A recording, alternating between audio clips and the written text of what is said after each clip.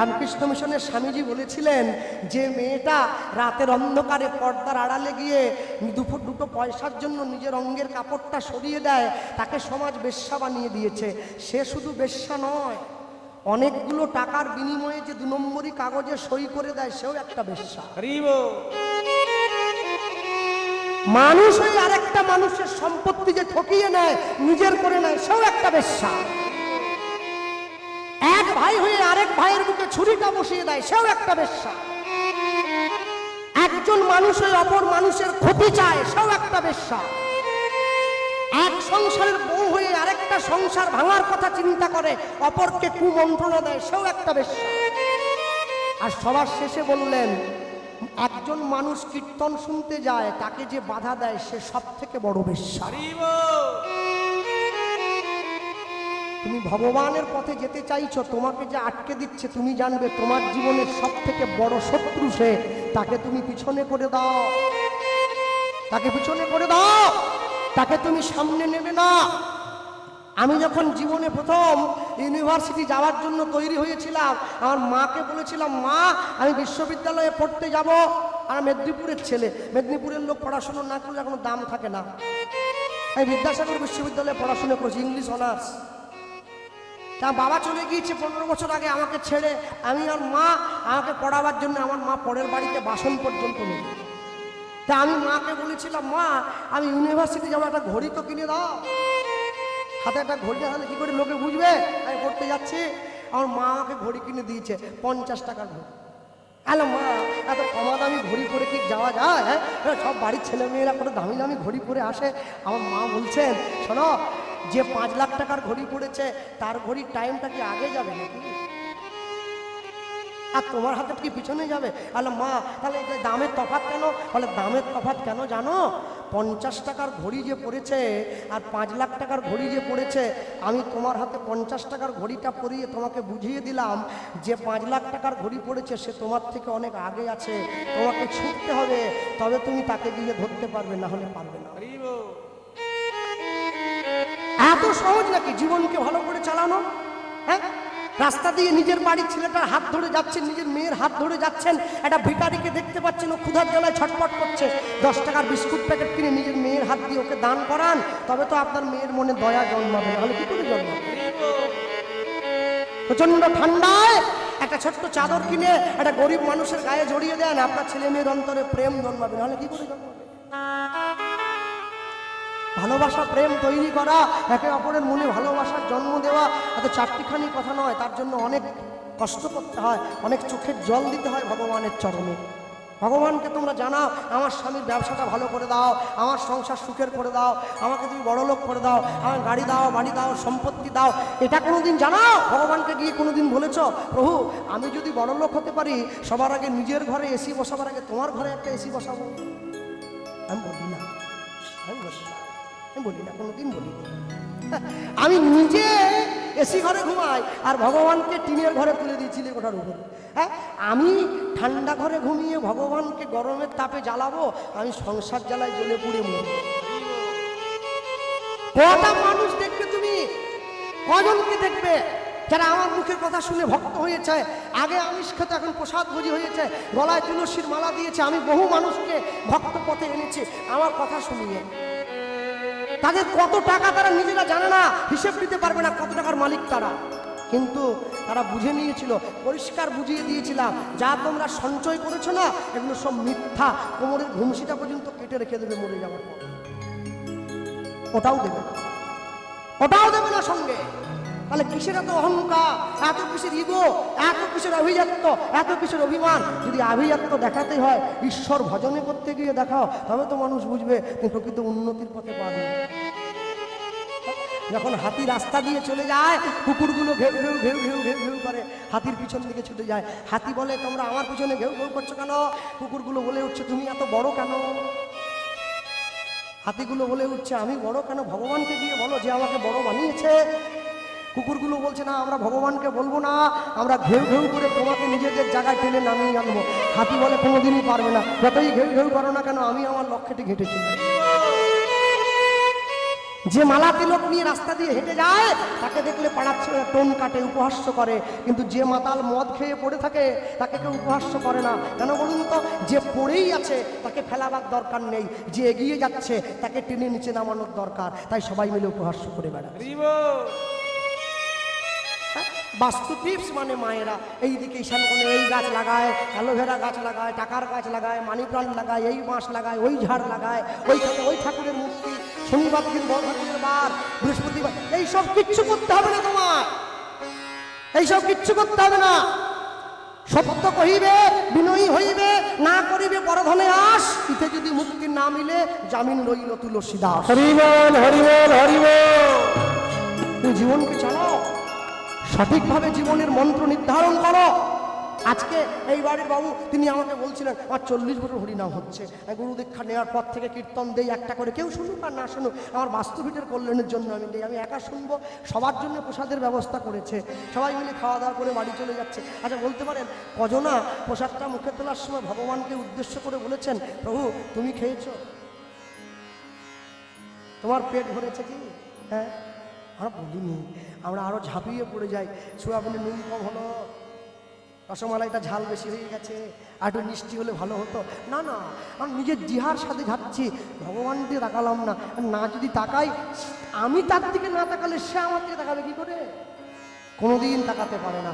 জীবনে তো সহজ নয়, তাই সবসময় মনে রাখবে হাসি মাখা বদনে ছলো ছলো নয়, হাসি মাখা বদনে, আস্তে এটা হাত তোলা যায়, হ্যাঁ তালি দেওয়া যায়। আনন্দ কাননে মন ভ্রময়নি হরিয়ালা হরিয়ালা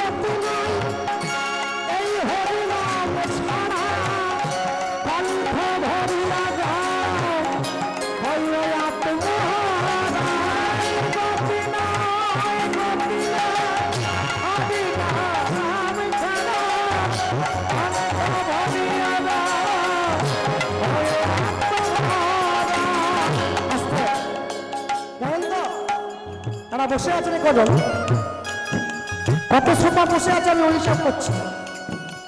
রাতের অন্ধকারে মাইকের মাধ্যমে যা প্রচার করে গেলাম, খাঁটি কথা। আমি সরকারি চাকরি করতাম, সেন্ট্রাল গভর্নমেন্টের চাকরি, রেলে চাকরি করতাম, 3 মাস ডিউটি করেছি, ছেড়ে দিলাম। কেন জানেন? আমার উপরের যে বাবু ছিলেন তিনি আমাকে একটা কথায় খুব মেজাজ দেখিয়েছে। আমাকে বললেন যে চাকর চাকরের মতো থাকবে, এই একটা কথা খুব লেগেছিল আমার। আমি মনে ভাবলাম চাকর যদি হতে হয় ভগবানের চাকর হব, মানুষের চাকর হবো কেন? করবো না, ছেড়ে দিয়েছি। আজ আমার অভাব নেই, আমি খেয়ে মেখে ঠিক দিন চলে যায়। হয়তো আমি বড় লোক নয়, কিন্তু আমি না খেয়ে থাকি না। এই গতি নাই, গতি নাই, এই হবি নাম ছাড়া তোমার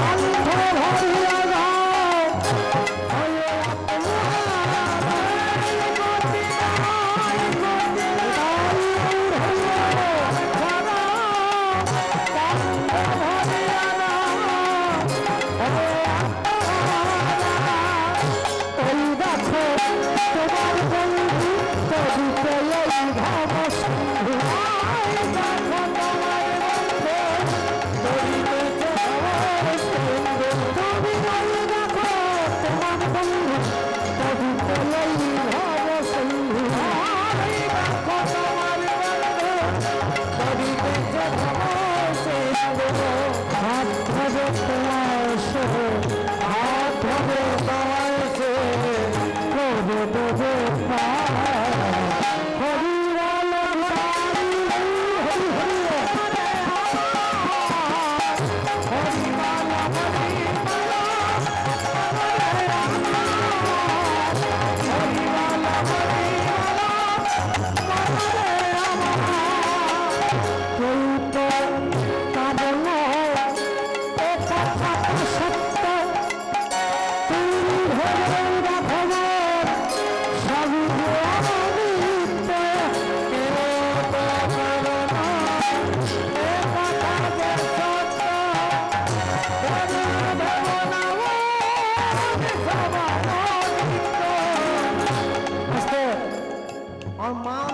যত্ন করে বললো, খোকা কীর্তন করতে যাও, রাত থেকে গাড়িতে গাড়িতে করে ঘুরে বেড়া, একটা এলআইসি করে রাখো, যদি মরে যাও কি হবে?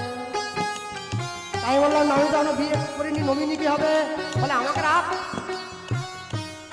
যার কাছে এলআইসি করলাম ওই এজেন্ট এসে আমাকে বোঝালো, দাদা বলুন, বেঁচে থাকলে আপনি 20 লাখ পাবেন 15 বছর পর, আর যদি পলিসি চলাকালীন মরে যান তাহলে যে নমিনি আছে সে পাবে 60 লাখ টাকা। আমি চিন্তা করলাম, বসে বসে একা হাসছি। আমার মা বলছে হাসছিস কেন? আমি না না, মরার পরে ডেথ সার্টিফিকেট হয় জানতাম, আমি মরার আগে পয়সা দিয়ে ডেথ সার্টিফিকেট কিনে নিলাম। বেঁচে থাকলে 20 লাখ, মরে গেলে 60। এবারে রোজ একবার আলবাইটে ধরে দিচ্ছি, সার্টিফিকেট নষ্ট হলে মুশকিল যাবে। মানুষ মরে যাওয়ার আগে পর্যন্ত সংসারের ভালো চাইছে। হায় হায় হায় হায়, কেউ তো কারণ হয়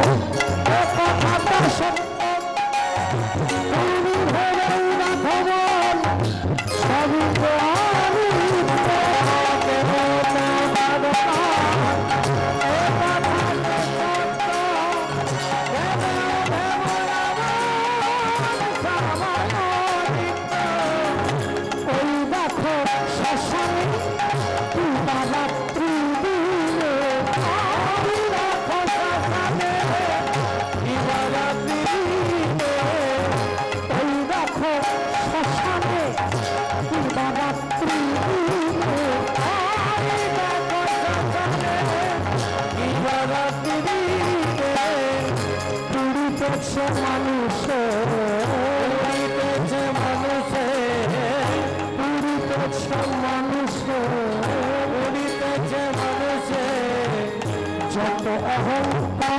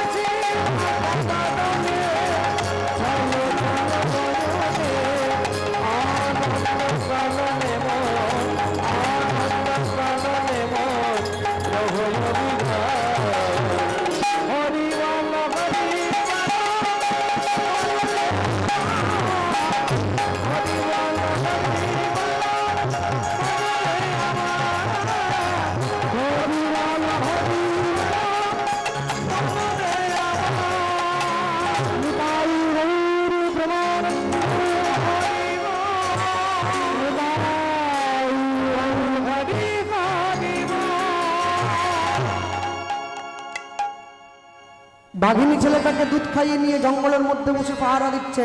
পরের দিন সকালবেলায় জঙ্গলে কাঠকুড়ো নিবাসী কাঠকুড়োতে গিয়ে দেখছে কাদের বাড়ি ছোট একটা ছেলে জঙ্গলে পড়ে আছে। কাঠকুড়ো নিবাসী ছেলেটাকে কোলের মধ্যে তুলে নিয়ে মনে মনে ভাজ কাকে দেবো, আমাদের পাশে যে ব্রাহ্মণ পাড়াটা আছে ব্রাহ্মণের কোলে দিয়ে দিই। সুধা গিয়ে ব্রাহ্মণের কোলে দিয়ে দিয়েছে। ব্রাহ্মণ না, একটা জঙ্গলে ছেলে পড়েছিল, তোমার তো কোনো ছেলে মেয়ে নেই, তুমি একে মানুষ করো। তাহলে জঙ্গলের মধ্যে জন্ম হলো, মৌমাছির মধু পেল, বাঘিনীর দুধ খেল, কাঠকুড়নির কোলে উঠলো, ব্রাহ্মণ পাড়ায় ব্রাহ্মণের ঘরে গিয়ে ঢুকলো। জন্ম আমাদের যেমনই হোক, যদি কর্ম ভালো হয় তবে সব ভালো হলো, না হলে সব ধুয়ে মুছে পরিষ্কার হয়ে গেল। ব্রাহ্মণের ঘরের ছেলে হয়ে ভট্টাচার্য, চক্রবর্তী, ব্যানার্জি, গাঙ্গুলি, মিশ্র ব্রাহ্মণ বাড়ির ছেলে হয়ে গলায় পইতে নিয়ে প্রতি বৃহস্পতিবার করে লক্ষ্মী পুজো করে এসে শুক্রবার দিন করে দাসনগর বাজারে গিয়ে চুনো মাছ কিনলে ওকে ব্রাহ্মণ বলে বলে না, বলে বামুন। ব্রাহ্মণ লুঙ্গি পরবে না, ব্রাহ্মণ ধুতি পরবে, ব্রাহ্মণ তো লুঙ্গি পরবে। হ্যাঁ, বৈষ্ণব বাড়ির ছেলে হয়ে অধিকারী বাড়ির ছেলে হয়ে স্কুলে গিয়ে গেটের বাইরে দাঁড়িয়ে পেঁয়াজ দিয়ে ছোলা খেলে বৈষ্ণব বাড়ির ছেলে বলে তাকে বলবে না। যাকে যে জায়গায় খাটে, কেউ বা মাঠে, কেউ বা ঘাটে, কেউ রাজপাটে, যার টাকা নেই সে ভগবানকে ডাকছে, আমায় টাকা দাও খেয়ে দুটো বাঁচি। যার টাকা আছে সে টাকা বাথরুমে রেখে দিয়ে জেলে গিয়ে বসে আছে, সে ভগবানকে ডাকছে, আমায় জেল থেকে ছাড়ি দাও। ভগবান বলে আমি কোন দিকে যাবো রে? হ্যাঁ, তোকে দেইনি, তুই ডাকছিস, ওকে দিয়েছি, বাথরুমে রেখে দিয়েছি, কি করবে? হ্যাঁ, 4-5টা বান্ধবী, তাও টাকা খরচা করতে পারছে, টাকা নেই, আর কত খরচা করবে?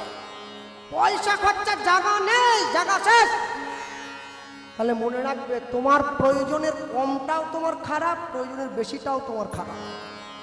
নিয়ে গিয়ে যখন দাঁড়িয়েছে, এমনও মানুষ আছে যে রাস্তা দিয়ে চলে গেলে লোকে তাকে ফুল ছড়িয়ে নিয়ে যায়, আর এমনও লোক আছে যে রাস্তা দিয়ে চলে গেলে লোক তাকে ডেকে বলে ওই চোর। তাহলে আপনি ঠিক করবেন, আপনি সাধু ডাক শুনবেন না চোর ডাক শুনবেন। এমনও লোক আছে যে খেয়ে দিয়ে বিছানায় গিয়ে শুলো, ঘুমের মধ্যে প্রাণটা চলে গেল, এটা একটা মরণ। আর এমনও লোক আছে যে খাওয়া দাওয়া করে 10 বছর বিছানায় পায়খানা পেচ্ছাপ করে গায়ে মেখে নিচ্ছে, মরে যেতে চায় তবু বুড়ো মরেনি। এটাই একটা জীবন। হ্যাঁ, দুটো জীবনের তফাৎ আছে তো, এমনি এমনি না। আমাদের মেদিনীপুরের লোকগুলো তো বোকা লোক, এখন চালাক হয়ে গেছে, আগে চালাক ছিল না। ডাক্তারের কাছে গিয়ে মাথা ব্যথার ওষুধ নিয়ে এসেছে, এবার খেয়ে গাছের ডালে পা বেঁধে দিয়ে নিচের দিকে মাথা দিয়ে ঝুলে আছে। এবার ডাক্তার চেম্বার বন্ধ করে বিকেলবেলা বাড়ি যাচ্ছে, দেখি রুগী ঝুলে আছে। বলে কি রে ঝুলে আছিস? বলে মাথা ব্যথার ট্যাবলেট আনলাম না। বলে হ্যাঁ। বলে যদি ভুল করে পেটে চলে যায়, ওই জন্য উপর দিকে পা দিই। হ্যাঁ, মানুষও ঝুলে আছে, এক্ষুনি নেই এক্ষুনি আছে। হাটে গেছিল, সকালবেলা বাড়ির ছেলে বাজার করতে গেছে, 2 ঘন্টার জন্য মা পাঠিয়েছে, আলু নেবে, ডাল নেবে, চিনি নেবে, বাড়ি আসবে। বাজারের লোক ফোন করছে, আপনার ছেলে বাজার করতে গিয়ে আলু দোকানে বসেই মরে গেছে, শেষ হয়ে গেল। আমার মা বলে জীবনে বেঁচে থাকাটা কোনো আশ্চর্য নয়, মরে যাওয়াটা বড় আশ্চর্য। ঝপ করে মরে যাবে। বিশেষ করে 2024 সালে মানুষের বাঁচার কোনো 41 ডিগ্রি গরম হয়ে গেছে। আরো গাছ কাটো, ফ্ল্যাট বানাও, বাড়ি বানাও, বড় বড় হোটেল বানাও। হ্যাঁ, আর 2 বছর পর তাপমাত্রা 50, এমনিতে মরে যাবে। এসিও কোনো কাজ করবে না, এমনি মরে যাবে, এমনি। মনে রাখবে, তুমি মানুষকে প্রকৃতিকে যেরকম দেবে, প্রকৃতি তোমার সেরকম ফেরত দেবে। আমি শুনেছিলাম মানুষ মরে গেলে নাকি 3.5 হাত জমি দেয়, বলে মেপে দেয়। যারা করোনায় মরে গেল সেটাও পায়নি, একটার উপর টেনে নিয়ে গিয়ে আরেকটাকে ফেলে দিল। তাহলে এই জীবনের জন্য এখনো গর্ব কিসে? এই জীবনের জন্য এখনো অহংকার কিসে? একটা বেড়াল প্রত্যেকদিন রাস্তা কেটে দেয়, লোকে দাঁড়িয়ে পড়ে। আর যখন মানুষটা বাড়ির বাইরে বের হয়েছে, শুভ কাটে যাচ্ছে, বেড়াল রাস্তা কেটে দিয়েছে, লোকটা দাঁড়িয়ে বেড়ালটাকে ধমক দিচ্ছে, তো সাহস তো কম না, তুই শুভ কাজে বাধা দিলি। বেড়ালটা বলে আমি কোনোদিন তোমায় কিছু বলিনি, আজকে বলবো। শোনো, গেছে গেছে কি তুমি যে মানুষ হয়ে গর্ব করো, আমি ছোট্ট একটা এইটুকু প্রাণী, আমি রাস্তা কাটলাম বলে তুমি ভয় পেয়ে গেলে? না, আমি শ্রেষ্ঠ জীব মানুষ, আর তুমি শ্রেষ্ঠ বলে দাবি করো। শোনো, তুমি প্রত্যেকদিন বাড়িতে মাছ খেয়ে নাও, কাঁটাগুলো ফেলে দাও, আমি কাঁটা খেয়ে বেঁচে থাকি, তুমি পারবে আমার মতো কাঁটা খেয়ে বেঁচে থাকতে? মানুষ না পারবে। তাহলে তুমি নিজেকে কি করে তুমি বলছো আমি শ্রেষ্ঠ? মাঘ মাসের ঠান্ডায় পুকুরের উত্তর ধারে আমি ছায়ের উপরে ঘুমিয়ে থাকি, তুমি পারবে? বলে না, পারবো না। কি করে বললে তুমি শ্রেষ্ঠ? শোনো, বিড়ালটা বলছে গত মাসে আমার স্ত্রী একসঙ্গে 10টা সন্তানের জন্ম দিয়েছে, তোমার? বলে আমার একটা। কি করে বললে তুমি শ্রেষ্ঠ? মানুষটা হাত জোড়ো করে বিড়ালটাকে প্রণাম করছে, আমার ভুল হয়ে গেছে। বিড়ালটা ছুটে এসে মানুষটার সামনে দাঁড়িয়ে বলছে তুমি কোন দিকে শ্রেষ্ঠ জানো? বলে কোন দিকে? বলে তুমি গুরু দীক্ষা নিয়ে কৃষ্ণ নাম বলে, হরি নাম বলে 2 ফোঁটা চোখের জল ফেলতে পারো, আমি পারি না। হরি বল, হরি বল, হরি বল। যার জন্য তুমি শ্রেষ্ঠ আর আমি বনের পশু, এটাই হচ্ছে তোমার সঙ্গে আমার তফাৎ। মনে রাখবে, এত সুন্দর মানব দেহটা পেয়েছ, এত সুন্দর মানব জীবন পেয়েছ, কোনোদিনের জন্য একে নষ্ট করো না। আমি অবাক হয়ে যাই, মায়েরা অষ্টমীর দিন দুর্গাপুজোতে, অষ্টমীর দিন দুর্গাপুজোর প্যান্ডেলে পুষ্পাঞ্জলি দিতে যায়, আর নবমীর দিন মন্টু মন্ডলের দোকান থেকে খাসি মাংস এনে খায়। কেন? অষ্টমীর দিন ঠাকুর আসবে, নবমীর দিন পালিয়ে যাবে নাকি? ঠাকুরকে মা দুর্গা, মা কালী কি বাড়ির মেয়ে নাকি যেমন ডাকবো হয়ে যাবে? এত সহজ নয়, এত সহজ নয়। এই যে মা দাঁড়িয়ে আছে কাছে, এদিকে সাউন্ডটা বিরক্ত করছে, তো মা যখন দাঁড়িয়ে আছে একটু বলতে হয়, তুমি যার জন্য সখী তোমার সঙ্গে যাবে, যার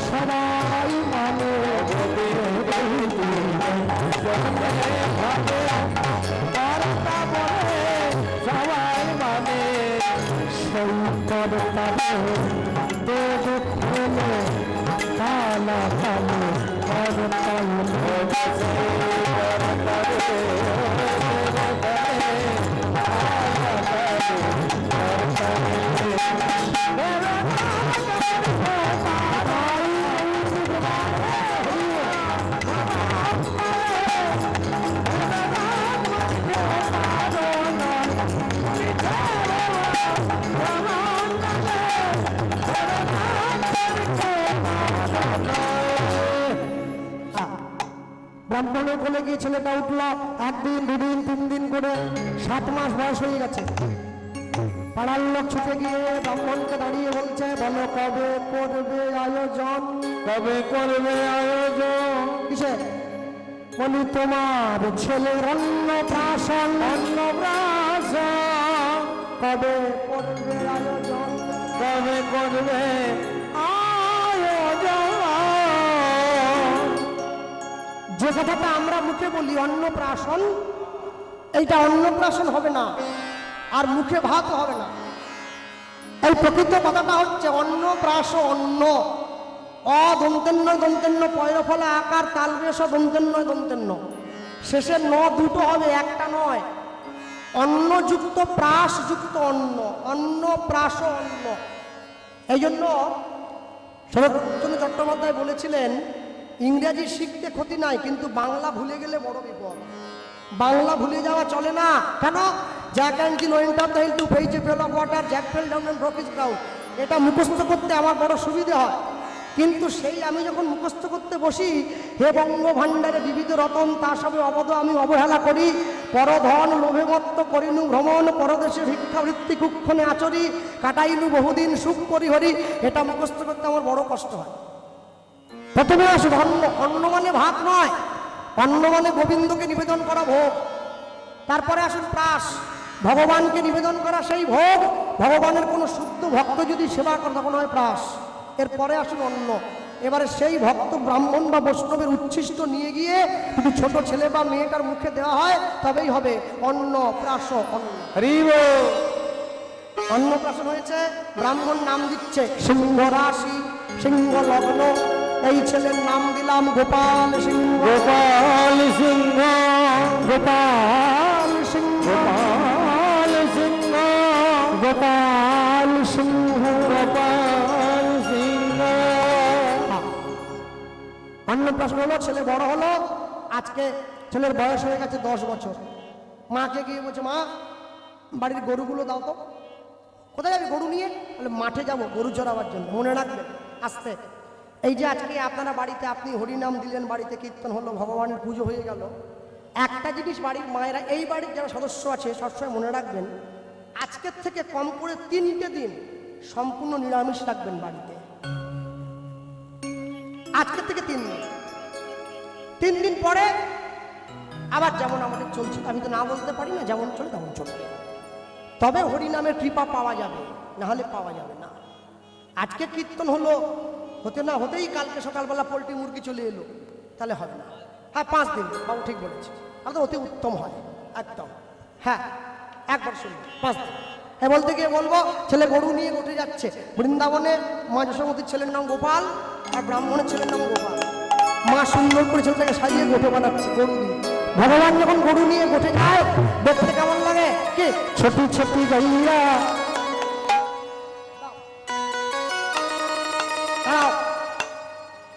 দেখতে খারাপ বলে কি সাজবো না? ছোটি ছোটি গাইয়া, ছোটি ছোটি মা, ছোট সে ছোট মেরো মদন গোপাল।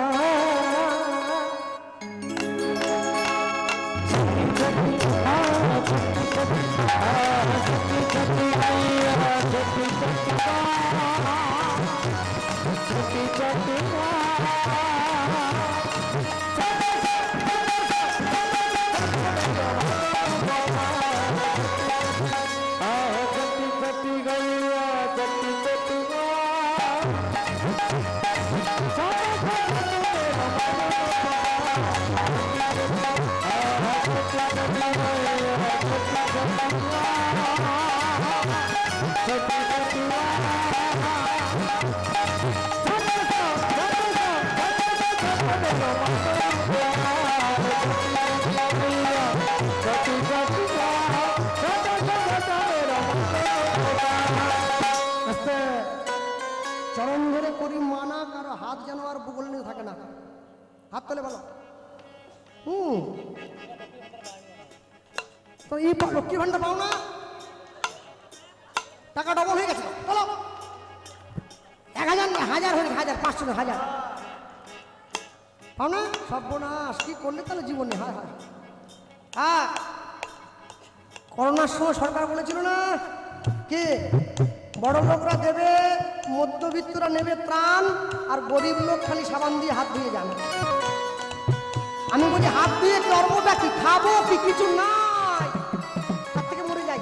যাক ভালো, যাক বুঝেছ। ছোটি ছোটি ছোটি ছোটি গাইয়া, ছোটি ছোটি ছোটি ছোটি